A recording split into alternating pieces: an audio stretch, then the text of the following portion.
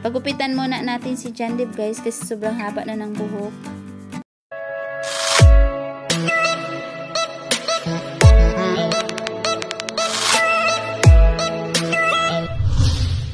For today's ganap guys, ayan, nagpagupit nga dito si John Dave and Mateo dahil busy yung kanyang nanay guys sa pagtatrabaho araw-araw dahil 4 yung kanyang mga anak, tapos yung asawa niya nasa kabilang bahay na. Sa kabilang bahay na guys. Tapos 4 yung kanyang mga anak, hindi niya sinusustintuhan, kaya naman tudukayod talaga yung kapatid ko guys.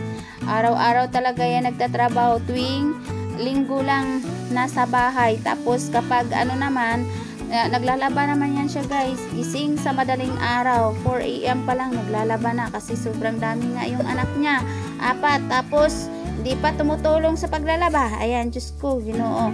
Kaya todo kayod talaga kasi ako rin, busy rin naman ako, kaya hindi ko rin naman siya matulungan sa mga gawain niya kasi kanya-kanya na nga kami ng bahay, tapos kanya-kanya kami ng mga gawain dahil meron din akong isang anak at saka si mama nakasama, kaya kanya-kanya talaga kami guys.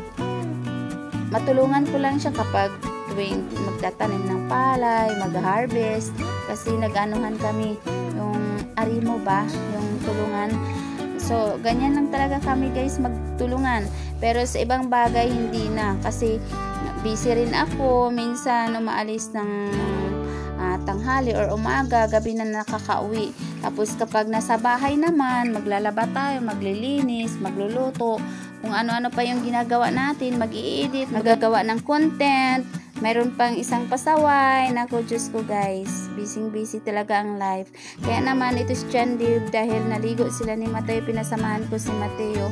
Dito kasi yung pinsan ko guys, taga Dumulog si Totoo guys. So pinasama ko na silang dalawa para makaligo ng dagat kasi nga si Mateo gumaling na siya sa kanyang lagnat, tapos yung ubo niya gusto kasing lumambot, kaya pinaligo ko sila dito sa dagat guys. Kaya ito, dahil nandito na rin naman tayo sa Dumulog, pinagupitan ko na rin si John Dave.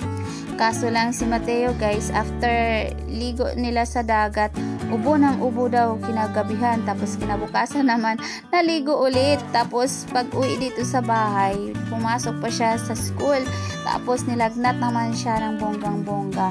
Tapos next day nilagnat ulit, kaya naman ayan, pina-check up na namin siya. Kaya ayan guys, napa-check up talaga natin si Mateo at may antibiotic na iniinom siya.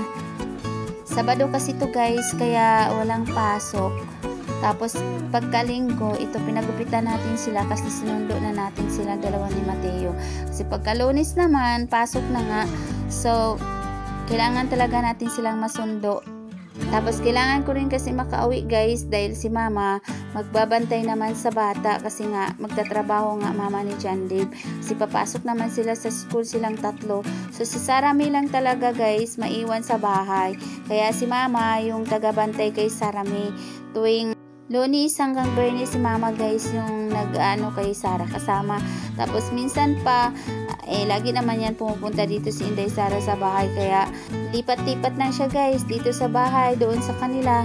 Kaya pala malungkot si John Dave guys kasi hindi nasunod yung gusto niyang gupit. Ang gusto niya kasing gupit guys yung mahaba lang, pero sabi ko kasi sa kanya hindi pwede kasi sayang naman yung ibinayad natin. Kailangan sulitin natin yung pagpagupit, dapat maikli para matagal pa humaba yung kanyang buhok. Kaya naman nagmamaktol yan guys, pero patuloy pa rin natin na pinapalitan yung kanyang gupit na ganito. Malinis na talaga si John Dave guys. Ito yung kanyang before na buhok. Yan, sobrang kapal. And after.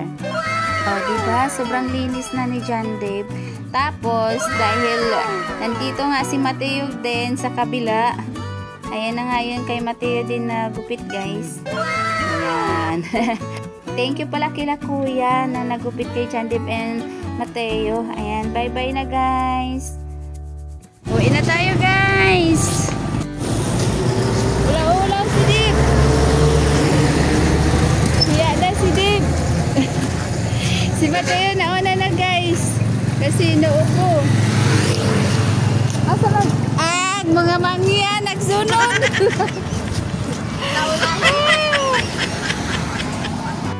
Thank you kay Toto guys pagbabantay kila Mateo and John Dave. Ayan, nag-ready na po sila guys kami kasi uuwi na. Inaantay natin si John Dave guys kasi nasa ano pa, sa bahay pa. Antayin muna natin saglit guys. Saan kayo yun si John Dave? Ayun na. Kasi siya nagdala ng bag dahil mabigat si Mateo kasi inuupo talaga yan siya guys. Biyahin na muna tayo guys, pauwi. Si John Dave nga yung nasa huli. Tapos sila Camille naman, sumunod na sa atin. Dadaan pa tayo nito guys ng Ayungon kasi bibili pa kami ng sliced bread para may makain pag karating ng bahay.